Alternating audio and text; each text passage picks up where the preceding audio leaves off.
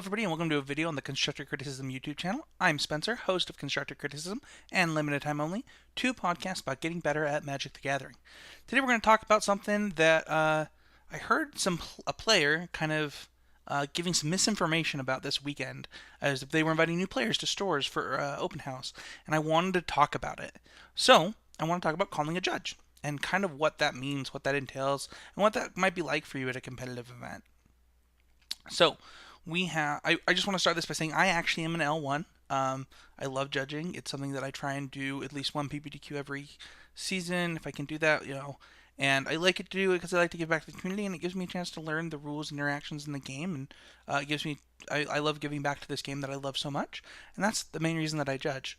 Um, I'm also a judge that's been to the Pro Tour, so I competed at the highest level of the game, and I I uh, I really appreciate the judge community and what they do for me at GPs and at PPTQs and at RPTQs. At every level, I really do appreciate the judging community. So you should too. They're awesome. So let's start with the preface that calling a judge is not a bad thing. In fact, it's a really good thing. It's a great tool that we have that is in front of us that we should always be able to use, and you should always do it. And that might sound weird, but I actually mean that. You should always be really happy to call a judge. And you can call a judge for questions that are going on in the game, making sure you understand a rules interaction, or just to confirm a rules interaction that your opponent's telling you. It doesn't have to be this big deal. You can just be like, Judge, raise your hand, say it pretty loud so the judge can hear you, and just ask them a simple question and a confirmation. That's kind of what they're there for. It's actually just not a problem at all.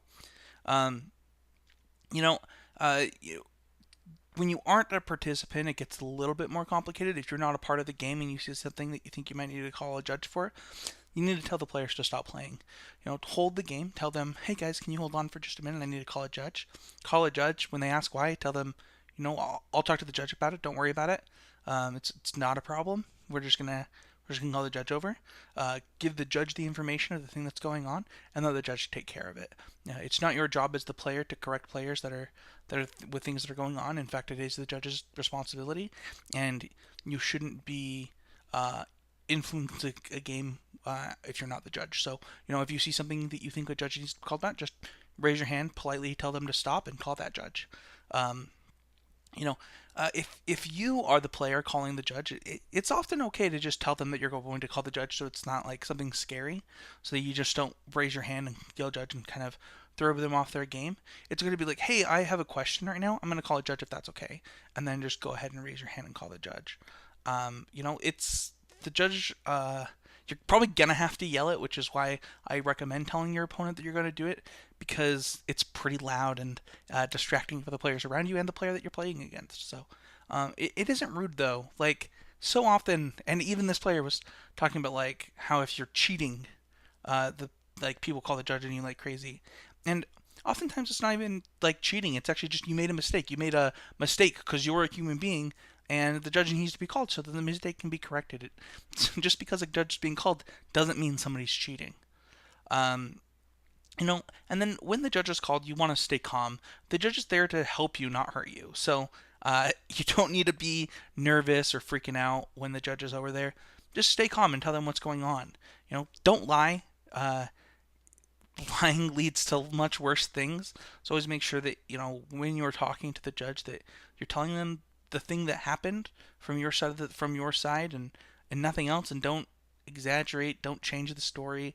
That just leads to bigger problems. So just make sure to tell the truth, and everything will work out. It will be okay. And then also let your opponent give their side of events. Um, Oftentimes when people are giving, I had a judge call where my one of the players was trying to tell me what happened, and the other player kept going, no, no, no, no, no, no, and like kind of getting mad. And I was like, hey man, why don't we just walk away from the table a bit? You can tell me what happened, and we can separate you guys. And that shouldn't be something that needs to happen. You should let the opponent give their side of the story, and just say what happened, because both sides needs to be told for the judge to make a ruling. That's why he's the judge. And then there's also the appeals process. Don't forget that you can always appeal, but don't appeal just because you can. This takes time away from the event. If you think that the first ruling was correct, don't just appeal. Like it just takes it kind of hurts the integrity of the event in the fact that you basically, here's how to think about it. If you are calling for an appeal and you know the ruling is correct, but you're calling because you're hoping to switch it, you're kind of cheating. You are just hoping that the next judge gets it wrong. And that's not okay. Don't do that. Um, Once the appeal is happening and the judge is given his ruling, accept his ruling because he's the head judge and that's the final ruling. This can be hard, but the head judge's word is going to be final. There's not an appeals process after that, and it's time to move on and to continue your game. If you have questions about the ruling, though, you can ask the judge after the match. Just say, "Hey, judge, once this match is over, I would love to talk to you and discuss what just happened." The judge is always going to say yes, and they're going to be happy to talk to you. At the end of the day, probably call a judge every event. I call judges on myself. I call judges if I have questions. It's really why they're there, and it's a great tool that Wizards of the Coast and the DCI have given us to make sure that we have support on the floor to make sure that things don't get out of hand. And I just want to say that I really appreciate the judge community.